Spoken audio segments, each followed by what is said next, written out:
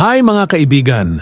Kung ikaw ay nalulunod na sa utang at gusto mo ng mga praktikal na paraan para makaahon, nasa tamang lugar ka. Ngayong araw, pag-uusapan natin ang 5 simpleng paraan kung paano mababayaran ang iyong utang ng mas madali. Tara, simulan na natin! Ngunit bago tayo magpatuloy sa video na ito, huwag kalimutang mag-like at subscribe sa channel na ito. Ang unang hakbang ay ang paggawa ng budget. Kailangan mong malaman kung saan napupunta ang pera mo bawat buwan. Sa pamamagitan ng pagtatala ng mga gastusin mo, malalaman mo kung saan ka makakatipid. Siguraduhin na bahagi ng iyong budget ang pambayad sa utang. Prioritize ang mga gastusin para masiguradong hindi ka nagkukulang sa pambayad.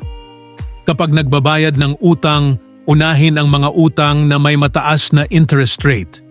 Ito ang mga utang na mas mabilis lumaki kapag hindi mo nababayaran agad.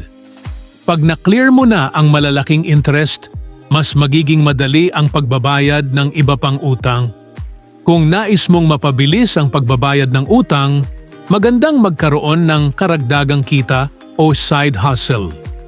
Kahit maliit na extra income mula sa online selling, freelancing o part-time job, malaking tulong ito para pambayad sa utang. Lahat ng extra na kita, ilaan agad para sa pagbabayad ng utang. Habang binabayaran mo ang iyong kasalukuyang utang, siguraduhin mong iwasan ang pagdaragdag pa ng bagong utang. Matutong kontrolin ang paggastos at iwasan ang mga unnecessary na pagbili, lalo na kung ito'y gamit ng credit card. Mahalaga na mag-focus muna sa pagbabayad bago mag-consider ng anumang bagong gastos. Kung hirap ka talagang magbayad, huwag matakot makipag-usap sa iyong mga creditors.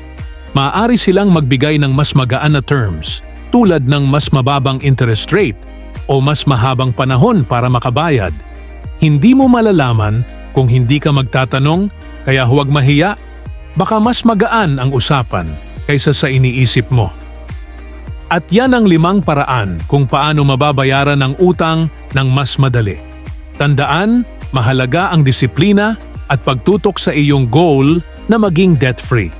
Kung nagustuhan mo ang video na ito, huwag kalimutang mag-like at mag-subscribe para sa iba pang financial and health tips.